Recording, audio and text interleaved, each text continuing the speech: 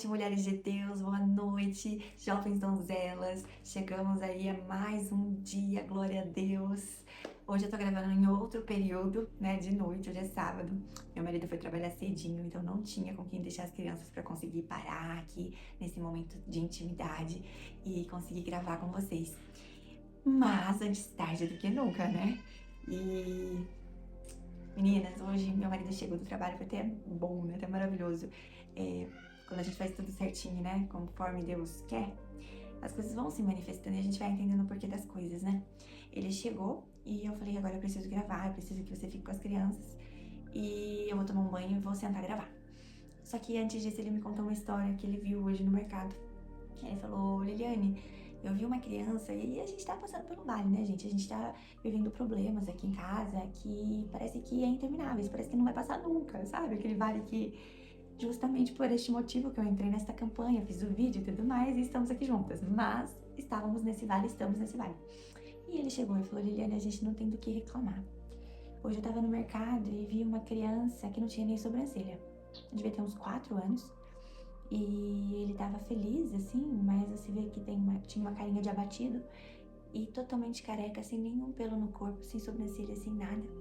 Você via que era um tratamento, sabe? Que era algum problema que ele tava passando. E tão novinho, aquilo me doeu. E eu fiquei perto dele, meu marido me contando, pra ver se eu descobria o nome dele pra gente orar por ele. E aí eu ia perguntar o nome dele, a mãe dele chamou ele. O Henrique, vem cá. E aí ele olhou pra mãe, olhou pra criança, descobriu o nome, não precisou perguntar. Mas sentiu muito, muito, muito. Ele chegou abalado com a cena dessa criança de 4 anos. E, gente, um dos inúmeros casos de realmente uma circunstância difícil, né? Às vezes a gente olha pro nosso vale e a gente acha que a gente é o centro das atenções. A gente olha para os nossos problemas e acha que o mundo gira em torno de nós, que o nosso problema é o mais sofrido do mundo, que todo mundo deveria olhar pro nosso problema. E as coisas não funcionam assim, gente. E meu marido falou assim, que eu achei lindo. Quando eu percebi que as pessoas que eram um pouco mais sensíveis, que aparentavam ser pessoas que se preocupavam com o outro, pensava, uma pessoa mais sensível que olhava para outras pessoas, se comovia também. Eu sentia no olhar delas que elas também estavam comovidas com aquele menino no mercado. Já outros não. Você olhava, meu marido é muito sensível, sabe, gente? Aí ele falou assim, já outros eu via que era tão cheio de si que nem percebia aquela criança ali. Nem quem é aquela criança? E aí eu fiquei pensando muito sobre isso, quem somos nós no mundo? Será que a gente tá conseguindo se atentar aos problemas de outra pessoa? Ou a gente tá tão mergulhado nos nossos problemas que a gente não consegue olhar pro lado? Não consegue ver que tem gente sofrendo muito mais que a gente. E quando a gente dá atenção a outras pessoas, gente, eu anotei isso. Eu anotei isso porque Deus me falou assim, em uma das primeiras promessas que eu recebi da parte do Senhor, dentro de uma igreja. Que não é mais a que eu frequento hoje, mas foi muito importante meu ciclo naquele lugar. E uma das coisas que eu anotei naquele dia, que uma mulher veio soar no meu ouvido, ela falou assim, quando você se preocupar em fazer as coisas para Deus, ele se preocupará em fazer as coisas para você. Você não precisa se preocupar com a sua casa, com as suas necessidades, com que você, aquela passagem de Salmos, não lembro se é Salmos 139, não lembro, gente, me perdoa se eu errei. Que fala, não se preocupa com o que você vai vestir, não se preocupa com o que você vai comer, porque Deus cuidará de todas as áreas para você quando você se preocupar das áreas que é servir, né? Se preocupar com as áreas de servir ao Senhor, se preocupar em cuidar das coisas do Senhor. Só que eu nunca entendi qual era a tarefa. Eu nunca entendi o que eu tinha que fazer para agradar o Senhor, porque, gente, eu sempre tentei, mas não ia, nada fluía. E eu me preocupava em falar de Deus, me preocupava em ser uma pessoa de Deus, mas eu não sabia por o que eu tinha que fazer. Quando eu recebi uma palavra sobre os jovens donzelas, eu criei um canal no dia seguinte. Isso foi num culto de domingo. No dia seguinte eu já tava com o canal pronto. Falei, vou gravar vídeo e vou postar. Postei 1, postei 2. Falei, não sei se eu quero continuar. Eu acho que não é por aí, não. Ninguém vê, só 2 pessoas aí. A mulher que eu compartilhei, a única mulher, uma irmã que eu compartilhei da igreja, e a minha mãe. Só tinha as 2, e só as 2 assistindo. Não precisa nem 3. Não precisa nem 3 visualizações, precisa só 2. Só as 2 assistiam. Nada mais. E falei, Deus, pelo menos um sinalzinho de que era por ali, mas não tá indo, eu vou parar. Parei. E aí foi que eu esperei tudo isso e agora tá rolando, a coisa tá rolando. Vocês estão vendo aí, tá rolando, alguma coisa tá rolando. E agora parece que aquela palavra que eu recebi, de se preocupe com as coisas de Deus, que Deus se preocupará com as coisas de você, com as suas coisas, parece que é sobre isso, sabe? Eu sinto que é sobre isso. A gente, parece não, é, né? A mesma relação com que o meu marido falou do mercado. As pessoas atentam aos problemas alheios, e as pessoas que estão tão cheias de si que não conseguem ver que tem uma pessoa, uma criança de 4 anos sofrendo ali, sabe? Que só de você ter misericórdia daquela criança e imaginar o quanto ela deve sofrer, né? Já está sofrendo só com 4 aninhos, você já ia dar tanto valor pra sua vida, você já ia sair tão feliz do mercado de você estar viva, de você não ter, né? Não sei qual é o seu caso, mas a grande maioria não ter problema de saúde, ou a grande maioria o problema é tão mais fácil de resolver. Quando é saúde, gente, a coisa é séria mesmo. Quando é saúde, a coisa pega de outro jeito. Quando é saúde, a gente fica com medo realmente. O medo faz parte ali, é difícil entregar nas mãos do Senhor, que Ele vai resolver. É muito mais difícil. Eu, particularmente, acho que a parte da saúde é a parte mais sensível de Deus trabalhar em nós, porque a entrega tem que ser entrega mesmo. Você tem que se jogar, deixar tudo nas mãos de Deus. É muito difícil. E aí, a gente tá lidando com uma criança de 4 anos. 4 anos, gente. Eu tenho uma de 6 e uma de 1. Eu não consigo imaginar uma criança de 4 anos sofrendo. Cuidando de uma criança com câncer. Eu cuidando de uma criança, gente. Oh, Deus. Aí a gente olha para os nossos problemas e fala, Senhor, me perdoa. Só de murmurar. E é sobre isso que eu quero falar hoje. Porque meu marido chegou, falou sobre isso. Tudo que eu tinha planejado para hoje, parece que foi por águas abaixo. Assim, eu falei, eu vou falar sobre isso hoje. Amor, eu acho que você chegou e me mostrou qual é a palavra de hoje. É sobre murmuração e o valor da nossa vida. Qual é o valor? O real valor da sua vida. Você está sentindo o valor da sua vida para poder de fato valorizar ela? Eu quero falar muito sobre isso hoje, gente. E o Senhor me levou lá pra época do povo de Moisés, do povo que ia entrar na terra de Canaã, sabe? Esse povo aí, se fala de murmuração, a gente logo pensa neles, porque o povo murmurador. Mas vamos com calma primeiro, vamos lá pra Ezequiel declarar, vamos pedir pro Senhor tocar ali nossa causa. Vamos pra Ezequiel 37, parece que hoje não tá marcadinho, tá aqui. Ezequiel 37, lembre-se de deixar seu papelzinho aí do lado, gente. Todas as suas causas, todas as suas intenções, como eu disse pra vocês, até os mimos da parte do Senhor, deixa. Que eu anotei, gente, como mimo mesmo, sabe? Eu falei pra Deus, eu sei que isso aqui eu não preciso. Eu sei que isso aqui não vai fazer diferença na minha vida, mas vai me alegrar. Vai me alegrar porque eu quero tanto, Senhor. Eu gostaria tanto que eu pudesse ter isso aqui, mas também se não puder, eu vou entender que tu tem a hora certa. Eu vou entender. Por mais que eu queira, igual aquela criança que quer tanto, e fica, mãe.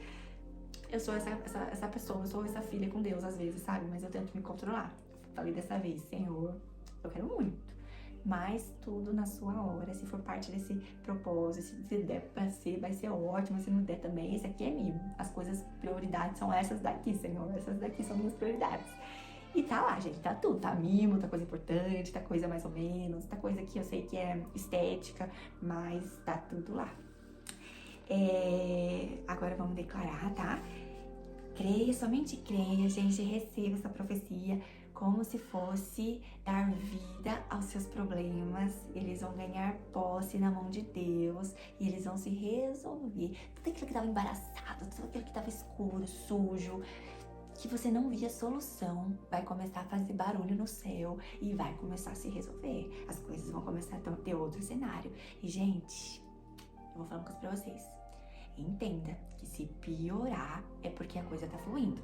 Se piorar é porque Deus tá ajeitando a casa. Essa é a ordem das coisas. Se tá bagunçando, se tá criando mais atrito, é a hora de você chacoalhar de fato. É a hora de você encarar os fatos e resolver os problemas. Porque às vezes Deus vai fazer as coisas sacudirem mesmo. Sabe aquilo que sempre foi um problema, sempre foi uma porta na sua vida, mas nunca saiu do lugar, nunca se resolveu? Sabe? Aquela coisa que sempre esteve ali daquele jeito. E de repente ela começou a se levantar, de repente ela começou a bagunçar, de repente parece aquele problema que nunca todo mundo aceitava, não aceita mais. Não sei se com você está assim, gente, mas aqui tá. Aqui tá. Tá todas as áreas da minha vida bagunçadas de um jeito que eu não sei explicar. Não sei explicar. Todas as atmosferas da minha vida, todas. Não vou nem entrar em detalhes. Uma hora lá no final eu quero falar mais sobre a minha história dentro desse propósito, mas eu vou deixar mais pro final. Com a graça de Deus tem muita coisa que eu vou contar. Mas, gente, tá sendo um balacobaco esse propósito. Eu realmente tô fazendo a coisa, orando, acordando cedo, com vocês aqui, me dedicando em gravar, faça chuva, faça sol, faça qualquer horário que der, eu paro pra gravar. Mas é difícil, gente, é difícil se manter no propósito, eu sei. Vejo muitas mulheres falando sobre a dificuldade de se manter firme, e eu sei porque eu também tô com esse problema, gente. Mas tem que se manter firme, nem que seja um pequeno passo, mas dê esse pequeno passo. Amanhã, com a glória de Deus, você vai estar se sentindo melhor, você vai dar um maior passo. E as coisas vão se ajeitando, mas parar nunca, nunca pare. Gente, eu falei pra vocês da dica do fone. Põe foninho, deixa o celular tocando. Você não precisa ficar me vendo, só ouvir. Vocês precisam ouvir da parte de Deus o que tem pra vocês. Esse propósito não foi à toa, você não tá aqui à toa, você não tá assistindo por um acaso, já falei isso. E sempre vou falar, não existe acaso. Não existe acaso, você não me conheceu à toa. Você não está aqui ouvindo essas palavras à toa. Há algo pra você aqui. Em algum momento, talvez, se você ainda não sentiu aquela queimação de Deus falando com você, ainda vai vir o que Deus tem pra você. Não desista, não desista, persista. E vamos aqui para Ezequiel 37 declarar a nossa profecia, porque essa parte aqui é extremamente importante, né, no nosso propósito, onde a gente precisa declarar a vida.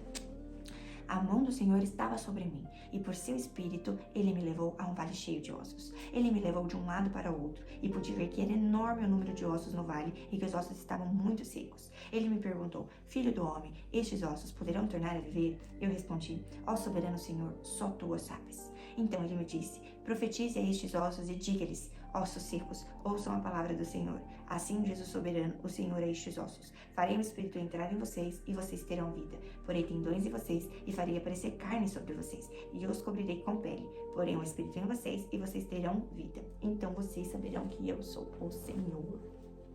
Então vocês saberão que eu sou o Senhor. Agora, vamos ler então Êxodo 16, 7. E amanhã cedo verão a glória do Senhor, porque o Senhor ouviu a queixa de vocês contra ele. Quem somos nós para que vocês reclamem a nós? Disse ainda Moisés: o Senhor dará a vocês carne para comer ao entardecer e pão à vontade pela manhã, porque ele ouviu as suas queixas contra ele. Quem somos nós? Vocês não estão reclamando de nós, mas do Senhor.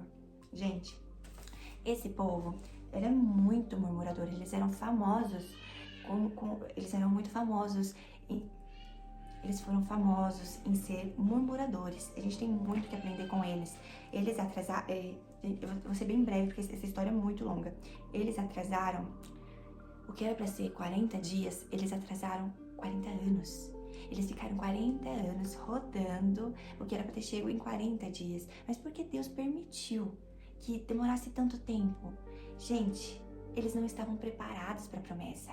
Eles não estavam preparados para receber a bonança. Eles não estavam preparados para aquilo que eles iriam receber. Toda a graça, a bondade que o Senhor havia preparado naquela terra de Canaã. Até porque quem entrou naquela terra nem foi esse povo murmurador. Foi os filhos deles. Nenhum desse povo entrou em Canaã. Foi os filhos. Foi outra geração, porque o Senhor não permitiu, até o próprio Moisés, o Senhor não permitiu que ele entrasse, porque ele também acabou tendo uma atitude rebelde que não agradou a Deus. Ele foi lá por conta própria e resolveu a situação com cabeça quente antes de consultar a Deus. E às vezes a gente é essa pessoa, gente. Gente, quando eu li, a primeira vez que eu li esse povo israelita, esse povo que saiu do Egito como escravo e ia receber a terra de Canaã, gente, eu fiquei horrorizada. Eu fiquei, meu Deus, que povo é esse, gente? O Senhor abriu o mar. Eles viram um mar. Um mar. Imagina você na praia e de repente o mar se abrir. Gente, você tá na praia, você tá vendo a superfície? Você imagina o fundo. Imagina como que a profundidade daquilo se abrir. Você passar em terra seca. Não, pra mim, eu fico pensando, mentalizando essa cena. É muito difícil de imaginar como você teria sido isso. Muito difícil. Muito, muito, muito. Mas aconteceu e eles viram, a olho nu, ninguém contou, eles viram, eles passaram. E não foi só isso, vinha pão do céu. Era que nem, como fala na Bíblia, como se fosse gelinho, sabe aqueles coisinhas de gelo assim, aqueles floquinhos de gelo? E eles colhiam aquilo como se fosse uma farinha e ia fazer a comida. Só que era todos os dias, a porção diária, eles podiam colher só a porção diária para poder se alimentar. Todos os dias Deus tomava o cuidado de cuidar do povo dele. E mesmo assim, era um povo rebelde. O próprio Moisés ficou 40 dias, a palavra fala, num topo lá na montanha para poder escrever as tábuas, né? Que é a nossa Bíblia hoje. Tava escrevendo as tábuas com Deus. E aí parece que ele ficou 40 dias, então o povo achou muito. De repente começou a fazer outra imagem para adorar. Porque eles estavam tão desesperados que agora eles estavam sem Moisés, sem Deus. E aí o que eles iam fazer? Porque Moisés não voltou mais. Vamos fazer uma estátua pra gente adorar? Porque a gente precisa adorar alguma coisa. Olha o povo desesperado. Desesperado, apressado, murmurador. O povo chato. Gente, quando eu leio isso eu fico, gente, que chata. Que gente chata que não sabe ter fé, que não sabe... Deus já fez tanta coisa e estão reclamando, tá fazendo, tá reclamando. Será que a gente não é essa pessoa? Porque quando eu li, eu lembro que na fase que eu tava lendo sobre isso, eu ficava, gente, que é um absurdo. Como que pode eles falarem isso pra Deus? Eu não acredito que eles tiveram coragem de falar isso diretamente pra Deus. E aí, durante a minha leitura, quando comecei a ler Êxodo, comecei a ler Números, eu não acreditava. Aí, eu lembro que durante aquelas semanas que eu tava fazendo essa leitura, apareceu vários cenários na minha vida que eu falei, meu Deus, eu tô parecendo o povo, meu Deus, eu tô ficando... Gente, essa minha atitude foi igualzinha aquele povo. Eu percebi que, na verdade, a gente é assim. A gente, infelizmente, muitas vezes, a gente é igualzinho esse povo murmurador. Nosso problema nem é tudo isso. Nem é tudo isso, mas a gente reclama, a gente murmura, a gente atrasa o processo. O que era pra durar 40 dias, um mês e 10 dias, duraram 40 anos. Você nem colheu, quem colheu foi seu filho. Olha que loucura. Quantas vezes isso não acontece com a gente? A gente atrasa o processo, a gente é afobado, a gente começa a adorar outros deuses, no caso, toma atitude precipitada, no nosso caso, né? Toma atitude que não era pra tomar, vai por caminhos que não era pra ir, faz coisas que não era pra fazer, atrasa todo o processo. Você tava num ponto pra Deus. Você tava no cenário que Deus queria te usar, você já tinha saído do emprego, você já tinha parado de namorar, você tava sozinha.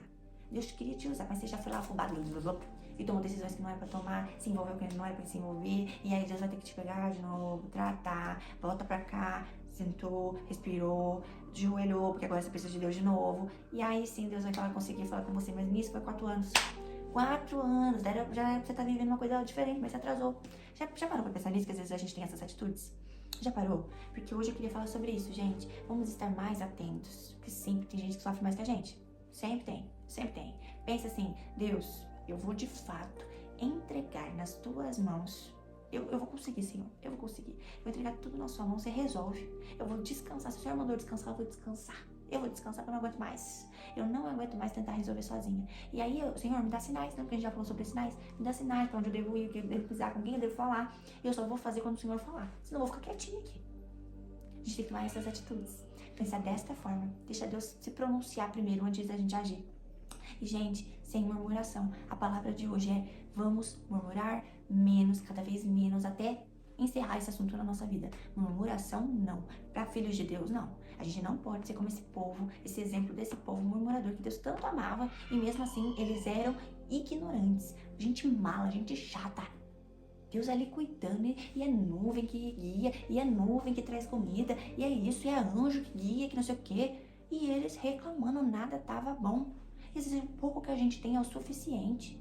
Deus tá cuidando, Deus tá tratando, não te falta nada. Não tem abundância. Eu não tô falando que tem abundância na sua casa, mas não te falta. Eu tenho certeza que não falta. O mínimo Deus providencia. Fome não tá passando. E se tá, você me conta aqui. Me conta aqui qual que é a sua situação. E eu sempre falei aqui pra vocês e vou falar de novo. Pede oração pras irmãs. Vai lá no grupo, chama, vamos orar, que Deus vai providenciar o seu maná. Ele sempre providencia, essa é a palavra. Ele tá cuidando da gente no vale, na tempestade. Gente, a tempestade, eu vi isso hoje. Eu preciso passar pra vocês. A tempestade limpa. A tempestade, quando ela é forte, ela vai tirando todas aquelas folhas secas, ela vai tirando aqueles galhos, ela vai tirando tudo aquilo pra poder trazer novo, coisa nova, espaço novo. É pra isso. Entenda. O seu sofrimento é fertilizante. O seu sofrimento é um adubo de alto potencial para extrair o melhor de você. Gente, isso pra mim foi uma das coisas mais lindas que Deus me revelou. Adubo. Foca nisso. Adubo. E é por aqui que a gente vai encerrar hoje. Vamos murmurar cada vez menos, tá? tá? Lembra desse povo, se você nunca leu essa passagem, vale a pena estudar só esse povo mala sem alça, que era o povo que saiu do Egito lá como escravo e Deus entregou a terra de Canaã para eles. Porque vale a pena ler essa história pra gente poder ficar, Deus, não posso ser como esse povo, preciso me comportar. Preciso agradecer o pouco que eu tenho, preciso agradecer pra muito ser colocada. Eu vou agradecer, Senhor, eu vou agradecer. Vamos ser essa pessoa, gente, vamos treinar em ser essa pessoa. E essa palavra vai se encerrar aqui. Eu espero que Deus tenha tocado no seu coração, falado sobre a murmuração. Se você está murmurando, vamos trabalhar isso aí, minha irmã. Murmurando cada vez menos. O Espírito Santo te incomode a ponto de você perceber que, às vezes, até por impulso, é uma coisa natural. Mas você vai diminuir isso até encerrar de uma vez por todas. E no lugar de murmuração, você vai ser grata a tudo que o Senhor já te deu, tá bom? Então é isso. Vamos murmurar cada vez menos. E agora vamos ficar com a nossa oração da irmã Margarita. Pai amado, hoje nos colocamos diante de Ti como mulheres quebradas, mas ainda em pé.